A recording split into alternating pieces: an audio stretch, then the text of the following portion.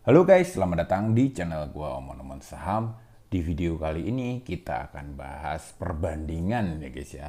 Dividen reinvestment plan dengan dividen continuous strategi ya. Pertama mungkin kita akan bahas dulu ya pengertian dari dividen reinvestment plan dengan dividen continuous strategi ya guys ya. Tapi guys, sebelum lanjut guys, gue infoin kembali ya bahwa kalian bisa bergabung dengan channelnya Bang Omon-Omon ya di channel Belajar Intens itu untuk mendapatkan rekomendasi-rekomendasi saham-saham yang terbaik gitu loh ya guys ya. Ya, jadi guys, dividen reinvestment plan dengan dividen continuous strategi itu kalau dividen reinvestment plan itu cara kerjanya simple banget ya guys ya. Itu strategi klasik seorang investor dividen itu adalah dengan dividen reinvestment plan. Caranya yaitu dengan membeli saham yang membagikan dividen ya, terus dividennya itu reinvestasikan ulang ya, langsung dibelikan saham yang sama ya. Contohnya dividen reinvestment plan itu kayak gini guys. Jadi kalian misalnya punya saham PTBA ya, kalian punya saham PTBA, kalian dapat dividen 7 juta, 7 jutanya ini kalian belikan lagi saham PTBA ya. Jadi portofolio kalian tuh jadi PTBA, tahun depan dapat ini lagi ya guys ya, compounding dari PTBA lagi.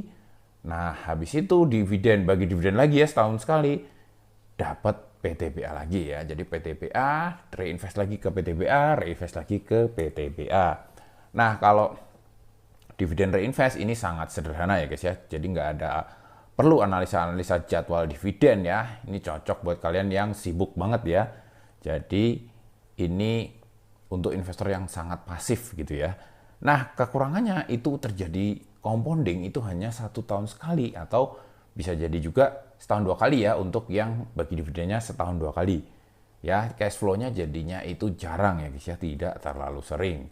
Nah, kalau dividen continuous strategi ini lebih taktis ya, lebih taktis. Jadi dividen yang kita terima dari saham yang kita beli itu tidak diinvestasikan ke saham yang sama, tapi dibelikan ke saham yang akan membagikan dividen di bulan-bulan berikutnya gitu loh guys ya. Nah, gini contohnya ya guys ya.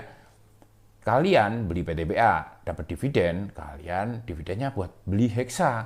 Nah, Hexa ini juga bagi dividen, dividennya dibuat beli BBRI. Nah, nanti dapat BBRI, beli lagi SMSM dan seterusnya gitu loh guys. Jadi berkelanjutan gitu loh guys ya. Jadi dividen diputar dari satu saham ke saham yang lain ya. Nah, kalau continuous strategi ini itu karakternya cash flow-nya bisa lebih sering ya, terus compounding juga lebih cepat ya, bisa membangun dividen hampir setiap musim ya, atau bahkan setiap bulan, atau mungkin kalau sudah banyak banget saham kalian bisa dapat dividen setiap minggu gitu loh ya. Nah, kekurangannya kalian harus riset jadwal dividen ya, kalian harus mencari datanya ya. Jadi perbandingan intinya itu dividen reinvest ya, itu ini ya, reinvestasinya sama ya, sama-sama reinvest, tapi ini di saham yang sama untuk dividen reinvestment plan. Kalau dividen continuous strategi itu sahamnya beda ya. Frekuensinya dapat dividennya itu 1 atau 2 kali ya. Ini bisa berkali-kali ya guys ya.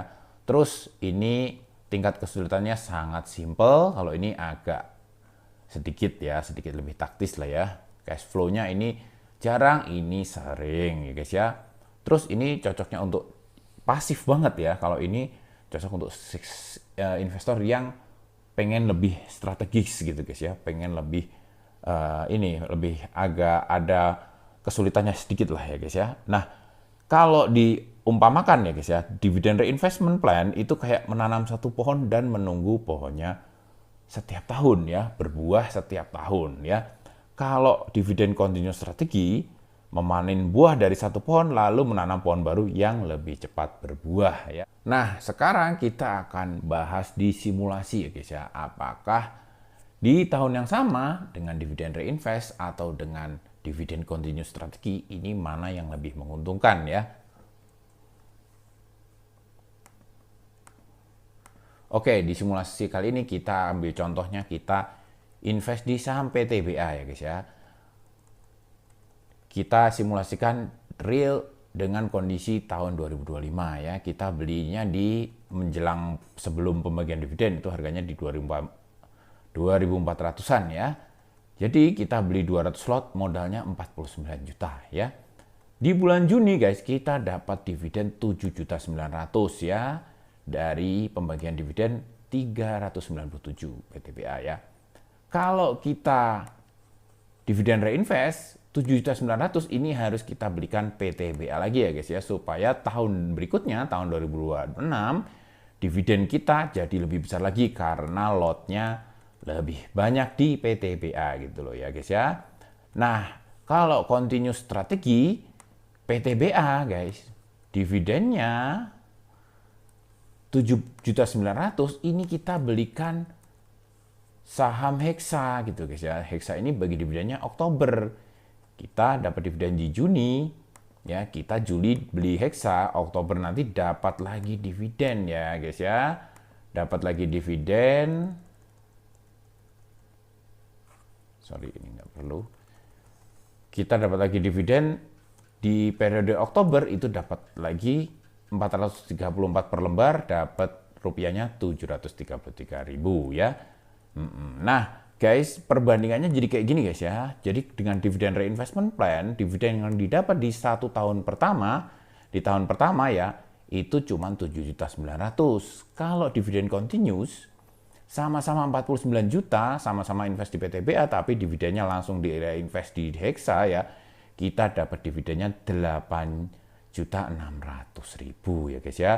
18% jadinya karena di bulan Oktober sudah dapat dividen lagi gitu loh ya guys. Jadi di 1 tahun pertama itu ternyata dengan continuous strategi itu kita bisa dapat cash flow yang lebih banyak gitu loh guys ya.